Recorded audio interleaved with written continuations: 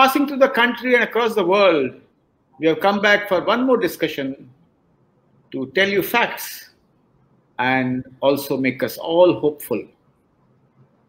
We are not going to talk from our head, but we are going to talk from the ground, tell you what is happening and how to fight the storm.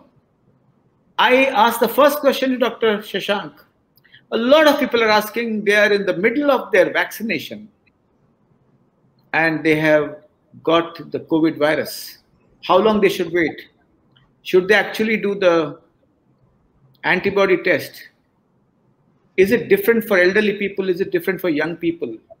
Is it different for people having comorbidities, etc., etc., etc.? A lot of anxiety about the second vaccine. Also, the long queues, the serpentine queues for the vaccine at a few places are scaring them away because they're scared that they might get infected there. Shashank, the ball is all yours.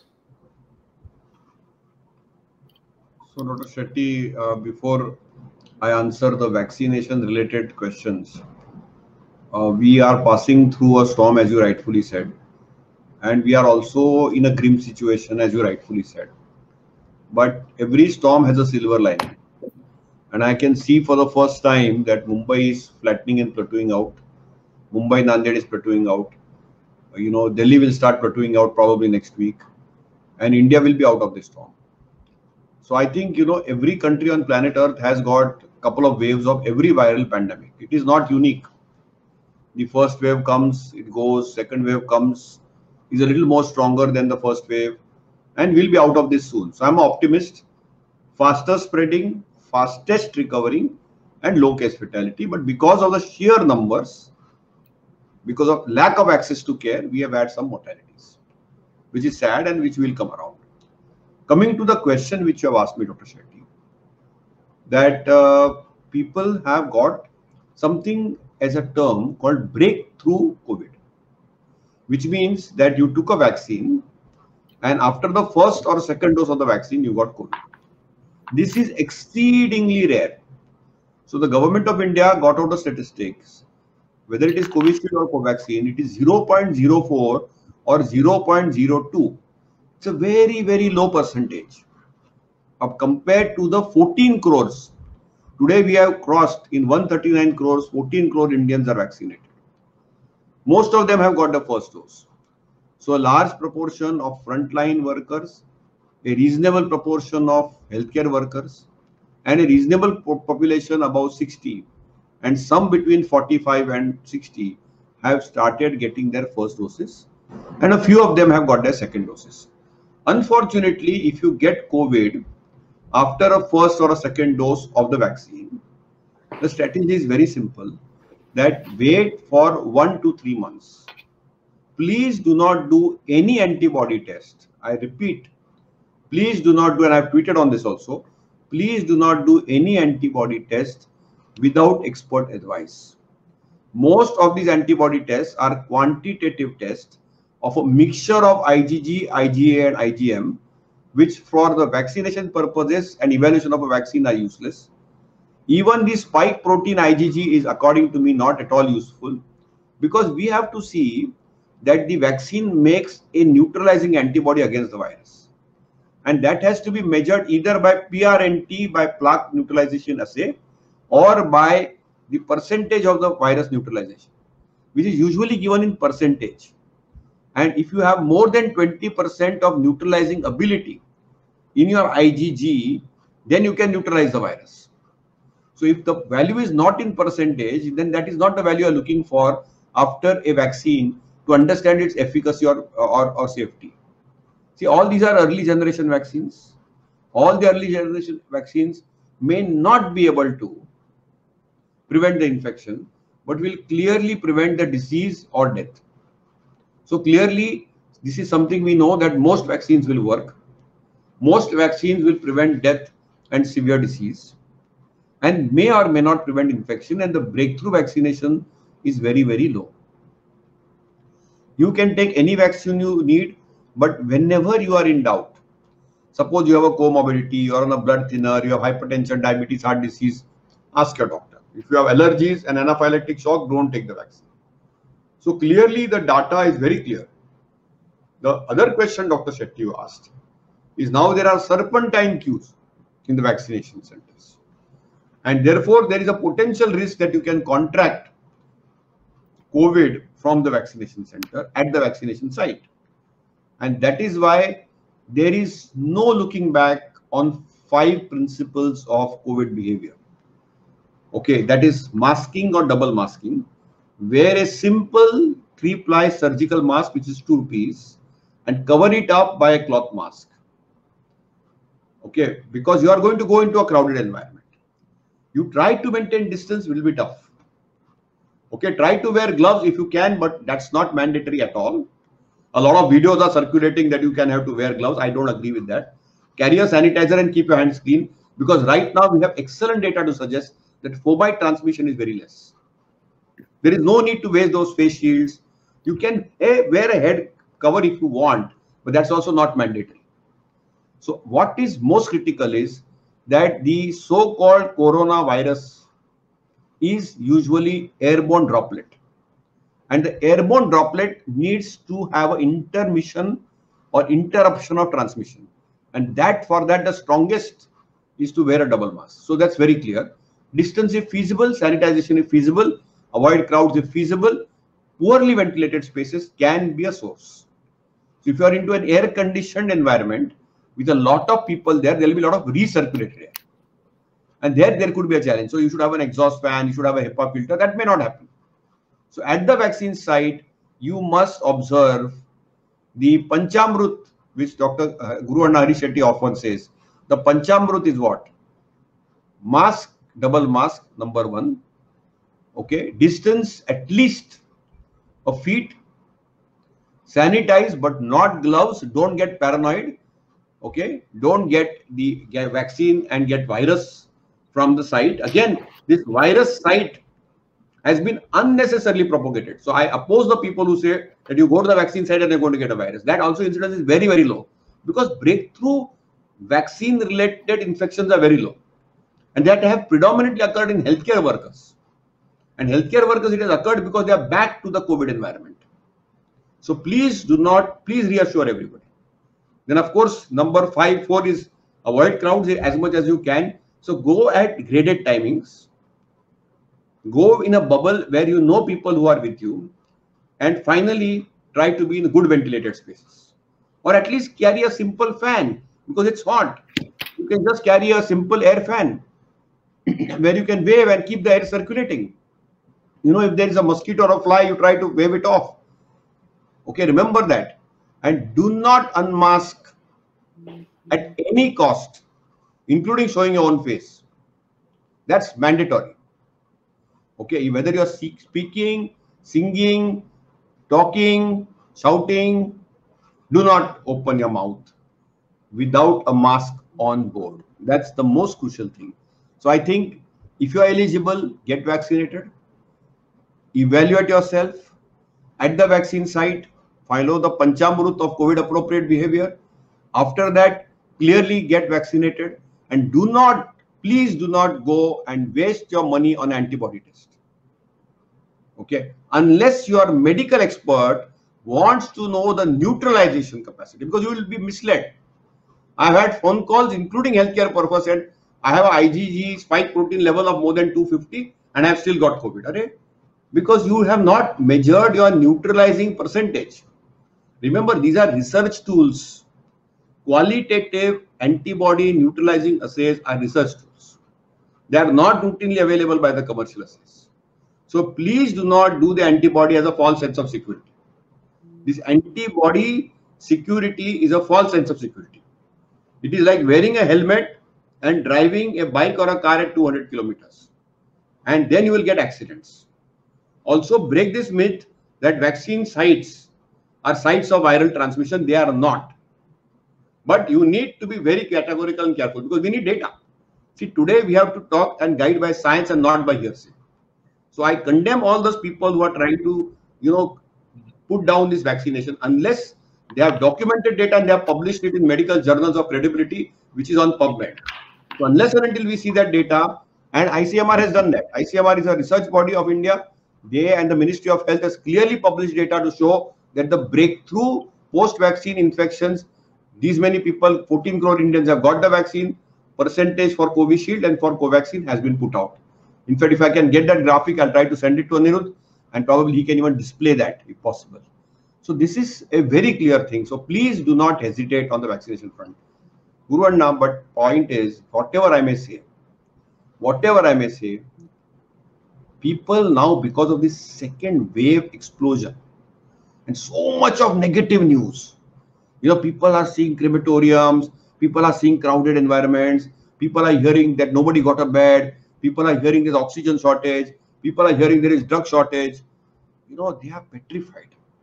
And a sudden negativity has crept in. People are suddenly feeling, very anguished. So, Guru Anna, you have to tell us today, and I'm not sparing you today.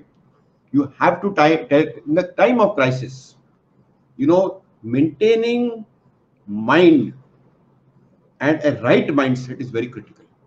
And I'm a little forceful today because I think unless and until we do not get out of this in a very positive, proactive, and effusive way, we will sink. And we are not sinking at all. Okay, if you ask me, every wave which comes and rocks us, we will emerge stronger. When a ship is traveling and negotiating storms, they get big waves and they come down. And the ship comes out of the cyclone, as you said. So I think, Guru Anna, you have to tell us, your Panchamrut, how to handle a cyclone in the mind. Because if you are strong in the mind and correct in your behavior, I think this COVID can come and go. It should not affect us. Anna. Absolutely. I would like you to first state that sentence which our Delhi patients actually told you. That's the first thing. Can you share that here? No. I think we should. I would rather ask you to talk on it. Okay. Fine. There are three different types of people, very broadly. One who have this blind, raw optimism. Ladenge or jiyenge. It's not jinku kima maru at all. It's jinku ani jinku. And having that blind optimism, raw optimism, is an attitude one can develop. You may not be born with it. And how does it come? What is very important is what you tell your mind every day in the morning. Sakali utthana apan stotra manto. Okay, na every day we all have prayers. We all have different forms of verses which we tell our mind every day. All of us do it. This time, let us tell in the morning, as we start a day, before we touch our phones, that this too shall pass and we will fight it. Humanity has survived everything and we are part of the same humanity. That's number one. Number two, each one of us has seeds of resilience inside us. As I've always said, that God has given the biggest pharmaceutical company inside our body. Antigens provoke antibodies, memory cells, T cells, etc., etc. And similarly, the mind. So when you look back in your life, you have had insurmountable problems. There is nobody on this earth who has not had a struggle in his life, an emotional struggle in his life. Even if he's blessed with wealth, prosperity, and a good family. And when you look back and go through that story in your mind as if it's happening now, live that story in fantasy, you will actually discover the seeds of resilience you have, and that is known as being past positive, and that is second. Third, very important thing is, Dr. Shashank and Anirudh, our partners in this crime every week at 12 o'clock. Look around, there are million stories of resilience. A psychiatrist told me that the rickshawala told her that we know that you go to this COVID hospital, we talk all this in our rickshaw stands, and we have decided that one of us will always be there to pick you up and drop you back. So many stories of resilience, so many stories of hope, so many stories of love, kindness, and compassion. Let us feed our minds with these stories. Let us feed others around us also with these stories. And that is the third most important thing. Fourth is less than 2% patients have died according to the government statistics. So a lot of them are back alive and are very happy to come back alive. They have a lot of gratitude towards healthcare workers, doctors, the housing staff, etc. Please call them up and hear them out. क्या हुआ था यार hospital में जब नाक में oxygen लगा तो कैसे लगा और अभी कैसे लगता है? And let me tell you, most of the stories are full of enthusiasm, optimism, and courage and fortitude. So this is the fourth most important thing. And the fifth is, my dear friends, look around and start smiling at home without reason. Smiling without reason. A happy person is somebody who smiles without reason. At the same time, when you hear a news which is sad, cry with reason. Those who cry with reason and smile without reason build hope, asha, and also optimism that is very infectious. And lastly, do not watch exaggerated versions of negative news on TV channels at all. Just focus on information coming through your state governments, your state task force, and the country's task force. And see that you continue doing small things inside the house. And you'll find that after some time, after the storm goes, as everybody says, you will be a different person, recast, remolded, rewired, and more resilient to face more storms in the future. I would like to ask you, Shashank, there's a graph which I've seen on Maharashtra. Is it true? Just he'll show you the graph. And that was released on 23rd. And it shows that Maharashtra is slowly turning around. And this graph shows... Before that graph, Anna, I want to answer what you started with. You gave the Panchamrut of mind. So I have had real life experiences consulting people now on telemedicine. Across the country, I'm not going to name geography. I've seen people from Lucknow, I've seen people from New Delhi, I've seen people across India. And there are two things which drive people: desperation and uncertainty in COVID. But if there is a will, there is a way. I've seen in all adversities, human beings have a survival instinct and they have a willpower. So the strongest prognostic sign or the strongest survival indicator is the willpower of a human being. I have seen all the people who have a will to live. They have no oxygen, they have no bed, they have no way to access anything. They have accessed with hope somebody, and we are telling them take 1, 2, 3, 4, and 5, but they have a will to live. And if they have a will to live, they will survive this pandemic. And I've seen that happening. In the last month, what I've seen in various geographies of India is clearly a very adverse situation where people, even if they are helpless, we have to show them hope. We have to give and innovate on the spot medications and get them out. Remember, 80% of COVID is going to have asymptomatic or mild disease and they don't need anything. It's only those 20% where the fight is on, where you have to get a prone position, so lie on your chest, take a little bit of steroid, keep measuring your oxygen, try to get oxygen if possible at home, try to expand your lung with some pranayam, and keep going.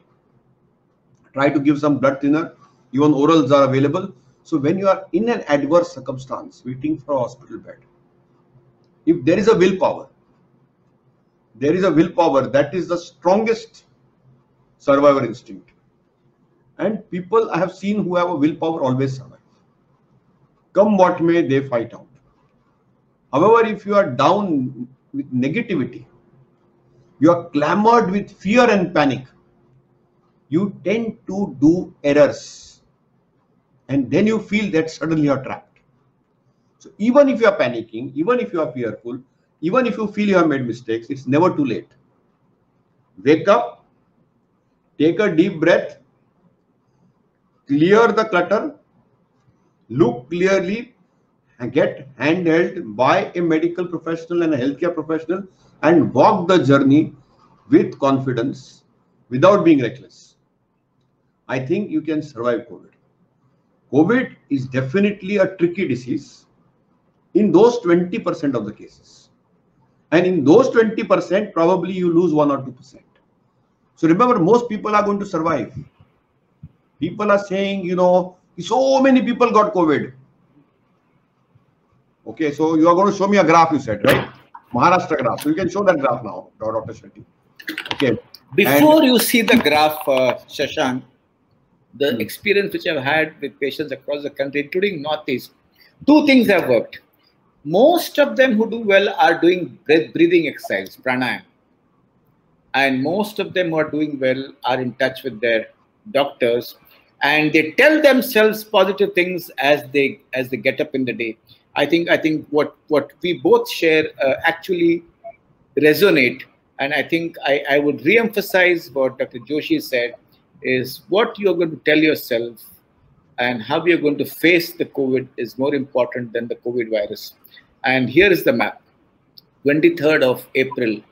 It says that Maharashtra, one of the country's worst hit states, may be beginning to turn the corner, with 15 of the 36 districts showing more recoveries than confirmed cases on April 23rd. What do you think about it, Dr. Shashank?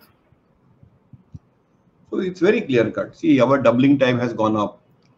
Our recoveries are more than our number of cases being diagnosed. But remember that numbers in pandemic times can be tricky. And in Maharashtra, let us look at 3 facts. Number 1 is we have saturated our testing capacity. So we can't test beyond this. Number of labs in Maharashtra are finite. Number of tests which we can do are finite, whether it's Mumbai or Maharashtra. We have stretched Mumbai to 50,000, but 50,000 we can't do every day. Because of the simple reason is that Mumbai definitely could not do more than 20,000. So unless and until we get a CRISPR-based Faluda technology, unless we get an Abbott installation of a point-of-care technology, unless we get a salivary-based or a sputum-based test at home, we will not be able to cross that 50,000 more. In Maharashtra, we are testing 2.5 lakhs. So obviously, the number of cases diagnosed, okay, there will also be some form of a plateau. But deaths don't lie. The case fatality rate is consistently low. The recovery is more than the diagnosis. And people getting discharged, coming back home perfectly fine, and recovering without medicines are more than 80%. So that itself should generate positivity. Unfortunately, we are seeing cases where people are not getting something they want. And that is generating negativity. And I think we need to actually censure some of this negative news, because that generates anxiety, that generates a feeling of helplessness. I have observed one thing, Guru Anna. Most people, when they suspect COVID or get COVID, try to delay and defer getting into a treatment access or a treatment facility with the hope that they can handle it on their own and they can manage it. And then sometimes it's a little too late. So my urgent plea to every person who's listening to this program is, do not self-manage. Do not self-manage. Now ICMR and National Task Force has come out with a new guidance. Some do's, some don'ts. Mild disease might be fine. In moderate disease, you might have to inhale a steroid or take a steroid orally, or take an injection, take some oxygen-prone position. And severe disease, go to the hospital. Be connected twice a day with your medical doctor. It's a 14 to 21 day cycle. Twice a day, you must measure your pulse rate, your blood pressure, your respiratory rate, your temperature, your oxygen saturation at rest, and after a 6-minute walk test. And if you have diabetes and blood pressure and glucose meter. If you do these 6 vitals properly, you will be good, and connect it with your doctor. Okay, you don't need to do rush for a CT scan or a blood test. Maybe in the first 3 days, you might do a CBC CRP, that's good enough. Maybe after 3 days, you might do a D-dimer test extra. And after that, maybe on the 5th or 10th day, you may need a CT scan if your doctor recommends. On your own, please don't rush. And don't look at those two CT things. One is the cycle threshold value, that's for the doctor to decide. And second is the CT score. Both of them can be very, very misleading and they generate more panic. Unless and until 50% or more of your lungs is not involved, don't rush. Let your doctor take that call. Also remember, most of the treatments are unwarranted. The evidence base on them is very poor. Okay, the only thing which works in COVID is common sense, good exercise, pranayama, monitoring vital parameters. If there is fever, give a simple paracetamol.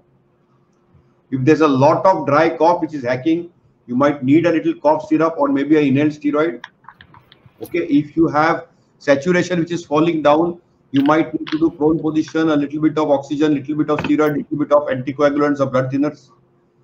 And then if things still are going out of hand, you need to be in a hospital and a doctor team will look after you. So keep it simple. Don't keep it very complicated. Don't sit on WhatsApp and get a degree of WhatsApp University or Dr. Google. If Anirudh can even put up that slide of Dr. Google and WhatsApp University today, this is a sad story of India today. And I really feel if Anirudh can pull out that slide, because, unfortunately, this infodemic, which is a clutter of unedited, non-evidence-based information, is worse than epidemic. Is like really spreading unnecessary anxiety. And I think, absolutely, it is really not an appropriate thing to do. So, this WhatsApp University School of Medicine, okay, from various WhatsApp groups and forwards, have got a degree in medicine. And this is an article of some random person who has forwarded, and rumors, they are the signatories to this degree. And this is dated on the 12th day of the quarantine. This is something which is disastrous. And this has generated, this is a panic driver, anxiety generator, and sometimes needs to be censured. So clearly we need to, the reason we are trying to talk to all of you all, and I'm thankful that Guru Anna started this show almost a year back, is we want to dispel myths, give you a confidence, have some faith and trust in the medical doctors, because they know what is correct and what is not correct. Please don't go by non-evidence-based information. And people then cling to whatever novel gets discovered. Yeah. So every week ka ek taza khabar hai. This week ka taza khabar hai inhaled budesonide. 1 year back also we were using inhaled budesonide. When Dr. Gok had come on the show, we were giving him that time also. 1 year back we were giving steroids.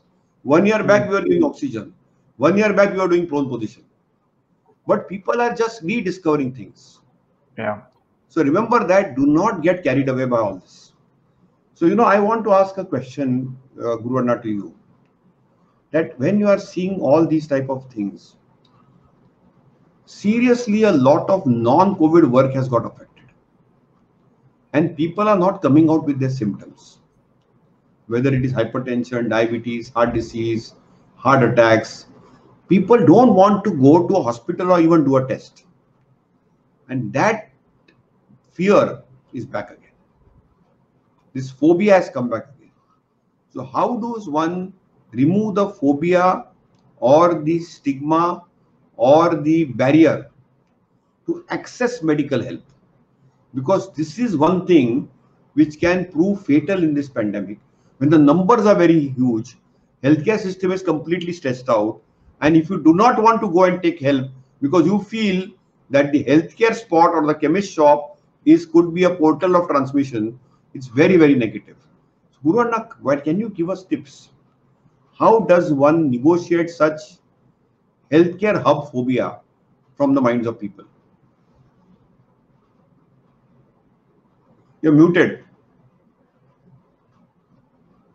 Number one is, don't give Corona the importance it does not deserve. Managing corona is basically through simple methods, as Dr. Shashank has already said. And managing a heart disease is through many other methods. You have to diet, you have to take medicines, you have to do a lot of other things. So please keep your alerts alive. So if you're supposed to go to a doctor around the time of April or March for your sugar, for your heart disease, for your other chronic disease, please give him a call. Don't say आता corona important है अपन नंतर करो, अभी corona करेंगे उसके बाद और देखेंगे. नहीं, कोरोना को बहुत ज्यादा ध्यान मत देना और अपनी बीमारियों के बारे में पूछताछ और डॉक्टर का फॉलोअप करना. अभी डॉक्टर का follow up, think about the follow up. You get three images. I'll have to go to the doctor. You may not have to go to the doctor. You may do it online. But I'll have to buy the medicines. I'll have to go to the chemist shop. I will send somebody, a younger from my family, or I will go there at a time when the chemist shop is not very crowded. And since I know the chemist for a very long time, I'll call him up and say what time I should come. Number three, even when I go there, I see 3 or 4 people. Maintain distance. Tell yourself, my disease has to be managed much more, much faster than the present non-existing disease in my body. Telling yourself, khud ki boli, self-talk is extremely important to bring down panic and anxiety. Third, when people ask you and call you, tumcha gari sagla theek hai na? That's a common question. Everything is okay in your house. Too many people asking everything is okay also causes anxiety. Limit or filter those calls and let others take those calls, and explaining everybody that you're okay also causes a lot of anxiety. So limit your calls which you receive about your health. Fourth thing is, when you call up your doctor who's treating your chronic illness, probably he's also treating COVID patients and he may have no time. So tell him, I'll call you when you are free. Please give me a time. He might forget. He might have a load of COVID patients, but repeat your messages. Don't say, this doctor is too busy. I don't think he'll be able to help me. If he has helped you for the last 12, 15 years, he'll be able to help you today because your rapport with him is so strong. So insist that I'll speak to him again. I'll remind him again and see to it that contact has been. I got a call from my dentist that my appointments are due and I will go in a day or two. Fourth, as you use your oximeter, use your sugar meter and your blood pressure apparatus. And fifth, if you're preoccupied with corona, you lose track of your own illness. So do not give importance to corona as much as you should. At the same time, if you have symptoms of panic attack, like you have palpitations or your sleep is affected or you feel problems in breathing, even though you have no heart symptoms or you have no COVID symptoms, no harm in doing pranayam twice a day, no harm in sharing your fears with your close members of your family. Lock your fears and the fears increase. No harm in even taking a small tablet for your anxiety through a family doctor or your own physician. Lastly, form a support group of patients with the same illness. When you have gone to the doctor, you may have made a few friends while waiting for those for your turn. At the same time, you can ask your doctor to give you the phone numbers of others who are in the same treatment process and talk to each other and help each other and support each other. Lastly, my dear friends, corona will come and go, but your diabetes, heart disease, thyroid and others need to be tackled across your life. So be in touch with your body and be in touch with your doctor. Shashank, there is a question. The first dose and second dose of Covishield, I have taken the month of July. So are we gonna infected again? Because I heard I will not get infected again at all. What is the truth? No, I'm sorry. First dose was taken in July. Sorry. No. Me and my wife were COVID positive last year, July. I'm sorry about that. It was not. So will we get infected again? Because I heard that we won't get infected again. Any inputs? Ninad Katkar. So you have got one infection in July last year, and your antibodies and your protection will last you maybe for 3 to 6 months. So you are again vulnerable to get COVID, and you need to get vaccinated. You will have some T cell memory. If you get COVID, you will have some form of a milder COVID. Is a presumption we have. But whether you get COVID or you have got COVID and you have survived, after 6 months or almost after 8 or 9 months, it is very mandatory and imperative that you take a vaccination if you are eligible. That will definitely protect you. Also remember that there are a lot of variants of concerns. This week, we also saw a lot of variants named, like a triple mutant from Bengal, a Punjab mutant from, which is similar to a British mutant, a double mutant from Maharashtra. Don't get scared. We need to mute these mutants by mask. The strongest vaccine on planet Earth against mutants, deadly strains of all viruses is double mask. Very clear data. But in people like you, I would strongly urge you to get vaccinated, because between July and now, sufficient time has passed. You might have some T cell immunity, but in all probability, your antibody levels would have declined. Mamta Kali is asking, what investigation to be suggested after discharging from ICU of moderate to severe COVID patient, and after what duration? So I think there are 2-3 things. When you get severe disease, go to ICU, get ventilated, come back. 3 things are very clear: that you should not get a secondary infection. So we do often a CBC, CRP, and a D-dimer. They should not get blood clots and thrombosis and die because of that suddenly. So many of them have to go on a blood thinner or injection of anticoagulation when they go home. And the last thing, which is very, very crucial, is we do a 6-minute walk test even at discharge. Because many of these people are breathless or still need oxygen at least at night. And that is why these are some simple tests. But every patient with COVID is different and it is very individualized. So your treating doctor will make a decision on discharge from ICU with severe COVID, how one will handle it. It will depend on the type of treatment given. It will depend on the type of residual lung or heart damage which has left.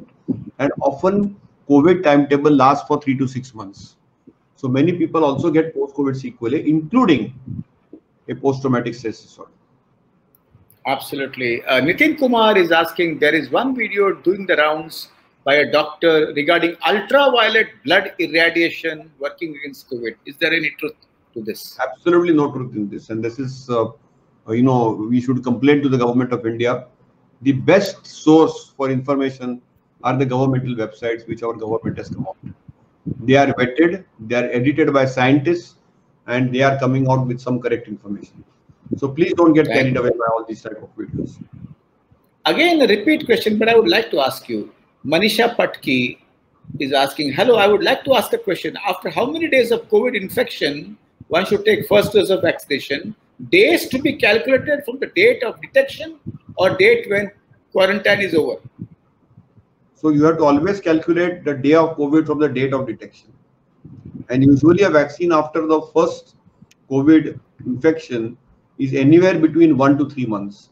Usually 3 months should suffice.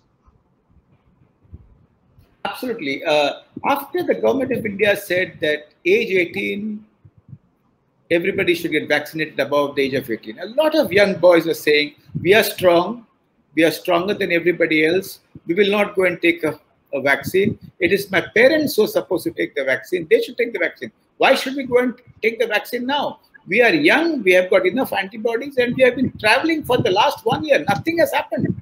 And at the same time, we hear news of young children being infected. How do you balance this entire process in terms of convincing these young boys to take the vaccine? See, whoever is eligible should get vaccinated. Young, old, comorbidity, no comorbidity, you have to save your life. So definitely vaccines have a life-saving potential. And I think don't be reckless, immature, foolhardy, and give all these excuses for not getting vaccinated.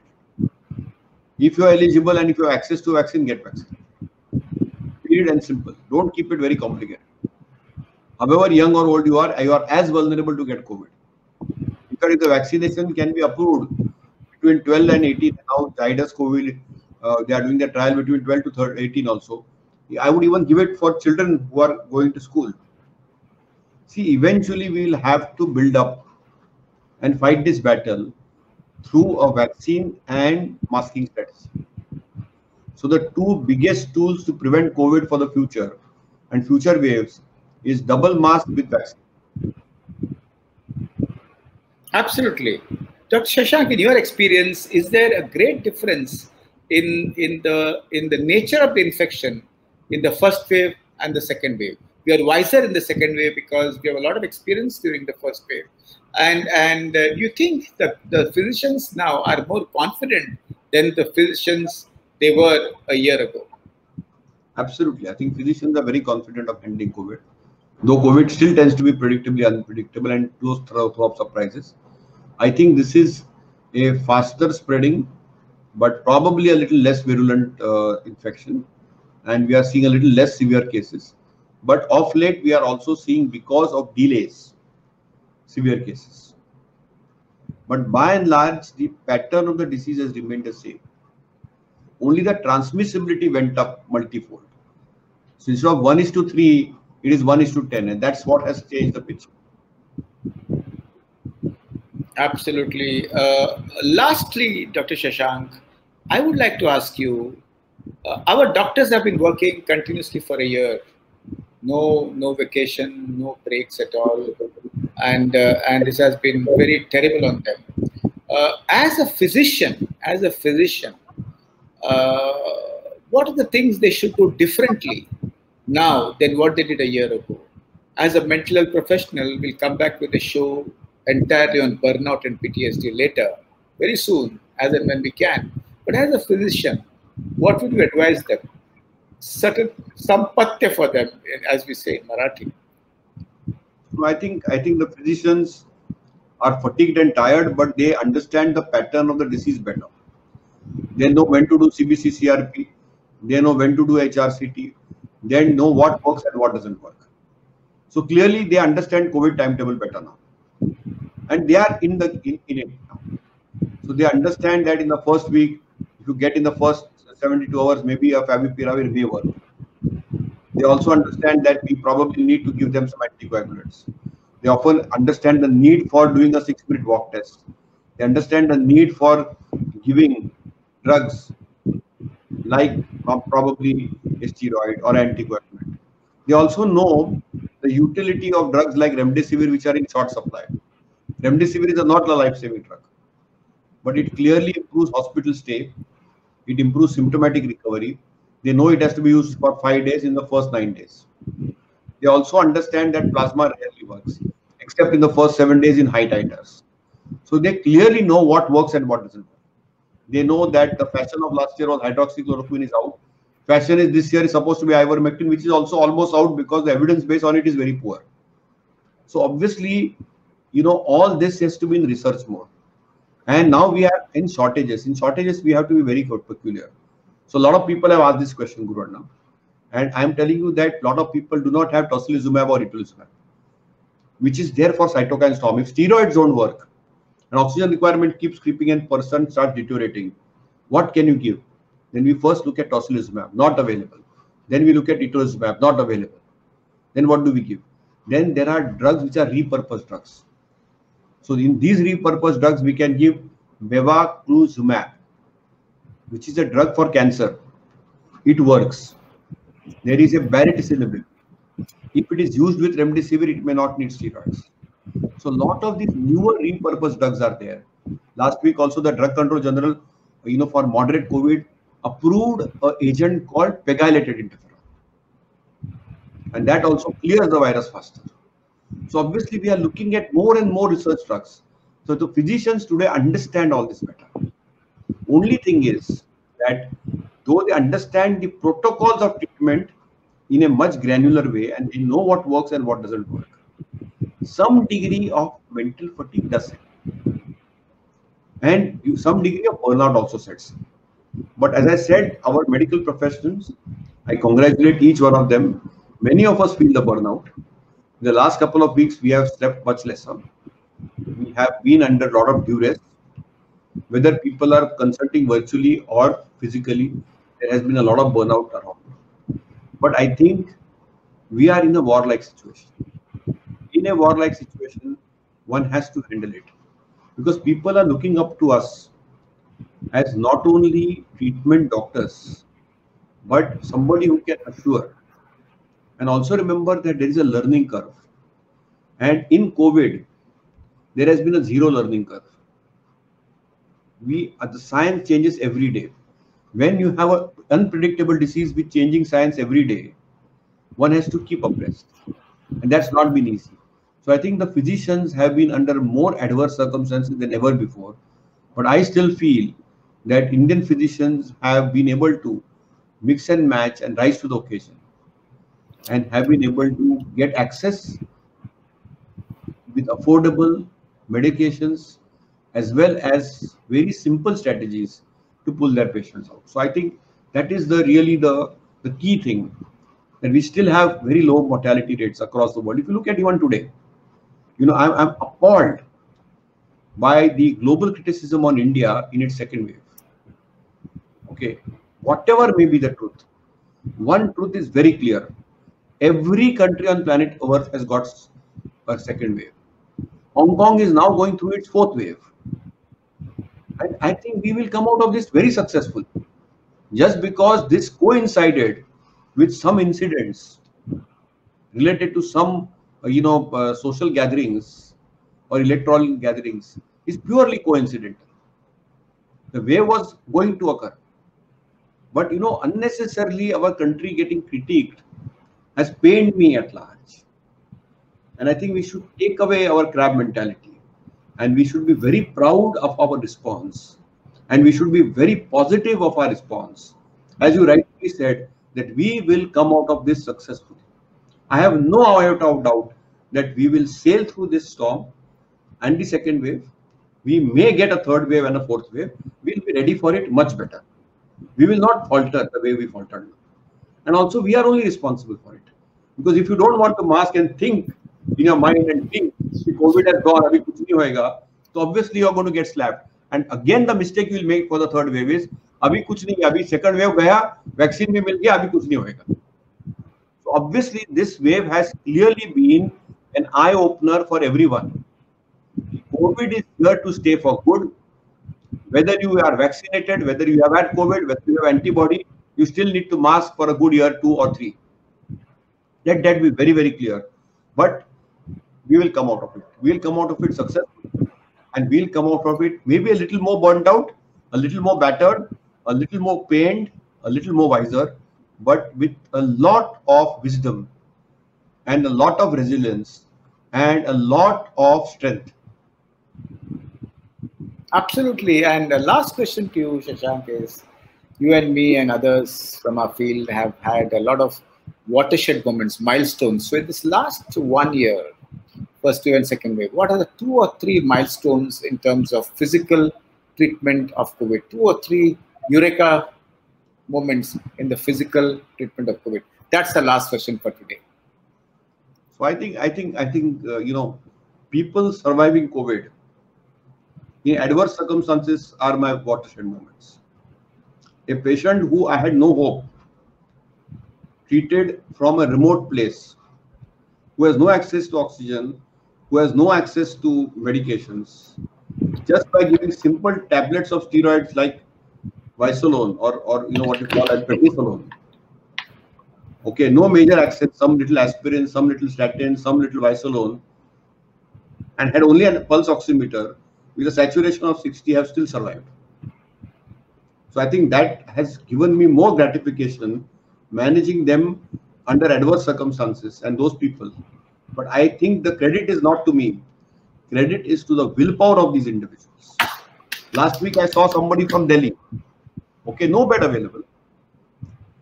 Okay, nothing there, no oxygenator, no bed, nothing. But a tremendous will to live. And I think that has been the driving force. Clearly, the ability of the human beings to survive, which we have seen in evolution, and the way they crave and cling for help to survive, and not get hypoxized or asphyxiated, or there is air. And when the air is trapped, okay, hope cannot get trapped. So what I have learned in this pandemic is very clear. It has taught me humility. It has taught me that you can overcome any adversity. And it has also taught me that the biggest way a doctor learns medicine is that his patients teach him how to handle them better. And this virus is predictably unpredictable, but even if it is unpredictably unpredictable, if there is a will, there is a way. So I've been having a lot of gratifying moments in this whole pandemic, and I wish and pray that we are able to save more lives, because our current focus is to save lives. Our current focus is to ensure that we have a zero mortality from COVID.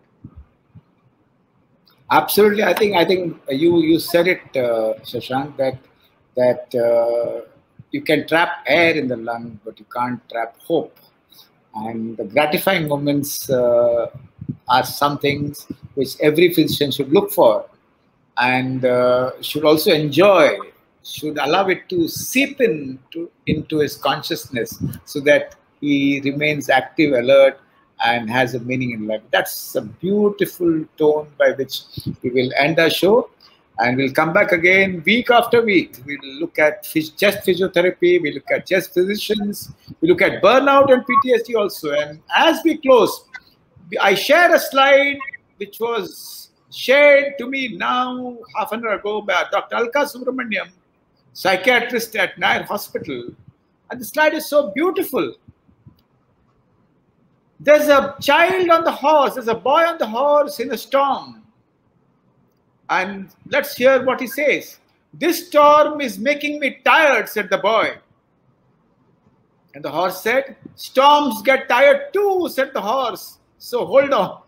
So my dear friends, let's hold on. And that's what is the theme of the entire discussion. You can trap air in the lungs, but you can never trap hope. Let's kindle the hope in us, each one of us around us, every patient, every family, every neighbor, every relative, and every loved one. With this, do not trap hope. Let air be trapped, which we will clear, but understand that hope can never be trapped. Thank you all.